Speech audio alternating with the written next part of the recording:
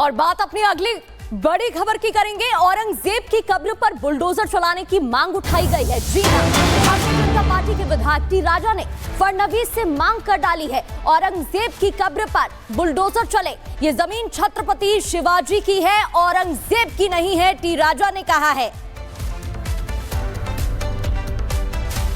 अब वो समय आ गया है, महाराष्ट्र का ही नहीं भारत के हिंदू की डिमांड है, उस औरंगजेब की खबर पर बुलडोजर जल्द से जल्द चढ़ाए। औरंगजेब का नाम और निशान महाराष्ट्र की पवित्र धरती से मिटाए। आज भी उसकी खबर वहां पर बनी हुई है, उस गद्दार की खबर वहां पर बनी हुई है। आज भी औरंगजेब के नाम के कईयों बोर्ड यहां वहां पर मैं देखता हूं। जब संभाजीनगर एयरपोर्ट से मैं उतरता हूं तो वहां पर भी एक बड़ा नाम दिखता है, औरंगाबाद एयरपोर्ट में आपका स्वागत है। जब नाम बदला गया तो फिर भी ये नाम क्यों, मैं पूछना चाहता हूं। और इजराइल पर बहुत बड़ा आतंकवादी हमला हुआ है। तमाम तस्वीरें इससे जुड़ी सामने आ रही हैं। इजराइल के कई शहरों में सीरियल ब्लास्ट हुआ। इजराइल ने कई बस्तियों में सीरियल ब्लास्ट की ये तस्वीरें। बहुत बड़ा आतंकवादी हमला हुआ और इसके पीछे एजेंसियों को शक है कि ईरान का हाथ हो सकता है और हर पहलू से जांच भी की जा रही है। लगातार इसी तरीके से ब्लास्ट की खबरें यहां से सामने आ रही हैं। इजराइल पर यह आतंकवादी हमला, शहरों में सीरियल ब्लास्ट की खबर, कई बसों में सीरियल ब्लास्ट हुआ जिसके बाद कई लोगों की जान गई और कई लोग घायल बताए जा रहे हैं। इसके बाद कई स्कूलों की छुट्टी घोषित कर दी गई है। रेलवे स्टेशन से लेकर एयरपोर्ट तक कई इलाकों को बंद कर दिया गया है। और ये तस्वीरें आप देख रहे हैं जहां बसों में अचानक से धमाका हो जाता है और उसके बाद अफरा तफरी का माहौल देखने को मिलता है। लोग इधर उधर भागते नजर आते हैं और ये जो बम धमाके की आवाज है वो भी आप सुन सकते हैं। एक और आतंकवादी हमला तेल अवीव में, इजराइल की राजधानी में हुआ। पेजर का बदला क्या बस ब्लास्ट से लिया गया? क्योंकि इससे पहले आपको याद होगा ईरान में अचानक से पेजर फटने लगे थे, जिसके बाद कहा गया था ईरान की तरफ से कि वो बदला जरूर लेगा। इजराइल में कई यात्री बसों में बम धमाका हुआ। एजेंसियों को शक है कि यह धमाका ईरान ने करवाया होगा। तेल अवीव में 3 खाली बसों में यह बम ब्लास्ट हुआ है। 3 बस बताई जा रही हैं जिन्हें शिकार बनाया गया। बम धमाके के बाद बस रेल सेवा भी रोक दी गई है।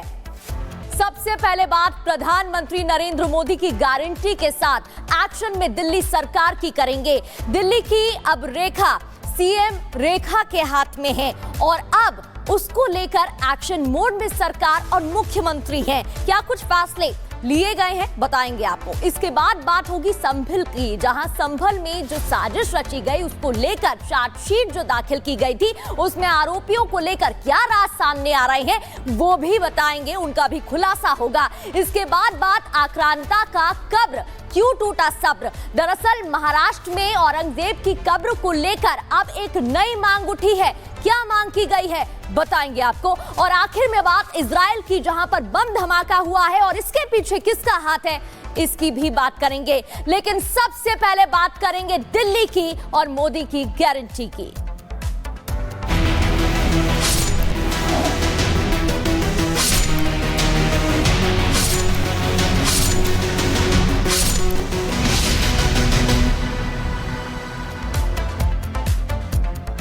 और सबसे पहले बात बड़ी खबर की करेंगे, जहां दिल्ली में शपथ के बाद एक्शन में भारतीय जनता पार्टी सरकार दिखाई दे रही है। दिल्ली में आयुष्मान योजना लागू की गई। आयुष्मान योजना के तहत 5 लाख का मुफ्त इलाज किया जाएगा, यह भी ऐलान कर दिया गया है। रेखा गुप्ता मुख्यमंत्री पदभार ग्रहण करते ही, जिम्मेदारी मिलते ही कई ऐलान, कई योजनाओं की घोषणा करती नजर आई। मैनिफेस्टो में जो वादे किए गए उसको धरातल पर किस तरीके से उठाया जाएगा, निभाया जाएगा, ये बताती दिखाई दी। अब दिल्ली में 10 लाख तक इलाज मुफ्त होगा। विधानसभा में सीएजी रिपोर्ट पेश करने का फैसला लिया गया है। ये 6 तस्वीरें टीवी स्क्रीन पर आप देख रहे हैं। यमुना सफाई की शपथ, ये तस्वीरें उस वक्त की जहां यमुना आरती हुई, पूजा की गई। मैनिफेस्टो में जिसका जिक्र था वो ऑन ग्राउंड देखने को मिला। आयुष्मान की सौगात, किस तरीके से मुफ्त इलाज इसके तहत मिलेगा बताया गया। केजरीवाल पर सीएजी अटैक किया गया, इसकी बात कही गई। सचिवालय में मीटिंग देखने को मिली, मीटिंग का सिलसिला जारी रहा। कैबिनेट में ताबड़तोड़ फैसले लिए गए और रामलीला मैदान में शपथ। ये 6 तस्वीरें आप देख रहे हैं जहां ताबड़तोड़ एक्शन मोड में मुख्यमंत्री नजर आई। और इसके अलावा शपथ के बाद रिपब्लिक भारत की टीम ने मुख्यमंत्री रेखा गुप्ता से बातचीत की। पहली कैबिनेट से फैसले लिए गए हैं, आगे क्या एजेंडे रहेंगे उसके बारे में भी सवाल जवाब किए गए। हमारे साथ बात करने के लिए दिल्ली की मुख्यमंत्री रेखा गुप्ता जी हैं। मैम रेखा जी, बड़ा जनसैलाब आपको मिलने के लिए यहाँ पहुंचा हुआ है, बड़ी उम्मीद के साथ। बिल्कुल, दिल्ली की ढेरों अपेक्षाएं भारतीय जनता पार्टी की सरकार से है और मैं ईश्वर से प्रार्थना करूंगी कि इतनी शक्ति हमें दे कि ये जितना पूरा बैकलॉग, इतने सालों का 27 साल का बैकलॉग क्लियर करने की हमें ताकत दे। बिल्कुल, पहली कैबिनेट की बैठक हुई और उसमें कई मुद्दों को आपने उजागर किया और काफी काम करना है यहाँ पे। क्या क्या और मुद्दों को आप उजागर करेंगे और क्या क्या काम करेंगे? मैंने पहले ही बताया, जो कमिटमेंट्स हमारी दिल्ली से है उन कमिटमेंट्स को पूरा करना ही हमारा एकमात्र लक्ष्य है।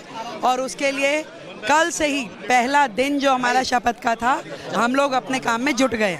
यमुना आरती के लिए आप गई, सारा मंत्रिमंडल गया, कैबिनेट गया, आप यमुना आरती आपने किया और यमुना माता के सामने हमने कहा कि जल्द से जल्द यमुना को साफ करवाएंगी। यमुना माई हमारी आस्था का प्रतीक है, हमारा स्वाभिमान है।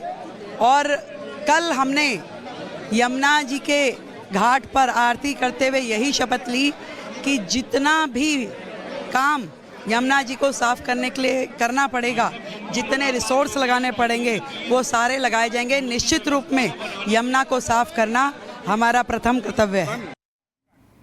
तो निश्चित रूप में यमुना को साफ करना प्रथम काम रहेगा, ये मुख्यमंत्री ने साफ कर दिया है। ग्राउंड जीरो से हमारे साथ अनामिका सिंह काली और लोमस जुड़ गए हैं। लोमस, आपने एक्सक्लूसिव बातचीत की, दर्शकों को हम सुनवा रहे थे, साथ ही सरकार और मुख्यमंत्री अटैकिंग मोड में नजर आ रहे हैं। शुरुआत से ही एक के बाद एक फैसले लिए जा रहे हैं, यहां तक कि शीश महल को म्यूजियम बनाने तक की बात कह दी गई। बिल्कुल आपने सही कहा, पूरी सरकार कह सकते हैं कि अटैकिंग मूड में है और काम करने के मोड में आ चुकी है। आपने देखा कि कैबिनेट की पहली बैठक हुई और कैबिनेट की पहली बैठक में ही कई फैसले लिए गए। हालांकि देखिए, दिल्ली की जनता यहाँ पे मौजूद है, दिल्ली की जनता लगातार ही उम्मीद जता करके बैठी है, उम्मीद लगा करके बैठी है कि भाजपा काम करेगी और उसी प्रकार से जो नई मुख्यमंत्री है वो काम करते हुए दिख रही है। पहली बैठक भी उन्होंने कैबिनेट के लिए और गंगा आरती के लिए भी किया और गंगा मां के सामने उन्होंने ये आश्वासन भी दिया कि जल्द से जल्द यमुना मां के सामने आश्वासन भी उन्होंने दिया कि जल्द से जल्द यमुना माता को वो साफ करवा के दिखाएंगे। और बिल्कुल, वो तमाम घोषणाएं यहाँ पर की गई है। अनामिका का भी रुख कर लेती हूँ। अनामिका, आप कहां पर मौजूद है, तस्वीरें जरा दिखाइएगा। देखिए, मैं रेखा गुप्ता जो मुख्यमंत्री हैं दिल्ली की, उनके घर के बाहर मौजूद हूँ और यहाँ पर जो मिल मुलाकातों का दौर है वो चल रहा है। जो यहाँ पर रेखा जी मुलाकात कर रही है। इसलिए जो है अभी जो स्थानीय लोग हैं उनसे वो मुलाकात कर रही हैं, उनका अभिवादन स्वीकार कर रही हैं। भारी संख्या में यहाँ पर जो लोग हैं पहुंचे हुए हैं, काफ़ी धक्का मुक्की भी चल रही है क्योंकि यहाँ पर जो स्थानीय लोग हैं उनके पास आज बड़ा मौका है मुख्यमंत्री पद संभालने के बाद यहाँ पे मुलाकात करने का, और यही वजह है कि वो सबका अभिवादन स्वीकार करें। शालीमार बाग के इलाके के लोग जो हैं वो यहाँ पर पहुंचे हुए। आप लोग कहाँ से आए भाई साहब? आप लोग कहाँ से आए? दिल्ली शालीमार से। आप लोग कहाँ से आए? हम यहीं से हैं, BG1 से। दीदी हमारे साथ 14 साल से हम इनके साथ महिला मोर्चा में हैं। आप मुख्यमंत्री बन चुकी हैं, महिला मुख्यमंत्री, महिलाओं में खुशी है, हमें तो बहुत खुशी है इनके। हाँ जी, बहुत खुशी। हम तो महिला मोर्चा में उपाध्यक्ष हूँ मैं। तो हम तो। आप लोग कहाँ से आए? शालीमार बाग से ही हम। हाँ जी, स्थानीय लोगों के लिए तो ज्यादा खुशी का मौका है क्योंकि आपके स्थानीय जो नेता थी वो मुख्यमंत्री बन गए। जी बिल्कुल, हमारे लिए बहुत गर्व महसूस हो रहा है। हमारा शालीमार बाग चमक जाएगा, जो वादे करे वो तो निभाएंगे, उससे ऊपर भी और बेहतर करके दिखाएंगे। और बताइए भाई साहब, आप लोग कहाँ से आए हैं? मैं इस मंडल से प्रवक्ता रहा हूं, अभी भी प्रवक्ता हूं। बहन जी जहां से काउंसलर हैं, और ये बहुत बड़ी उपलब्धि है एक महिला का दिल्ली के लिए अच्छे कर्म करने के नाम पे सीएम बनना। और बहुत उम्मीदें हैं उनसे, बहुत उम्मीदें हैं। वो एक वरिष्ठ कार्यकर्ता हैं और बहुत मेहनती कार्यकर्ता, हमें गर्व है उनके ऊपर। हमें गुलदस्ते हैं, चेहरे पे मुस्कुराहट है, खुशी। हमें गर्व है, हमें गर्व है, हमें गर्व है।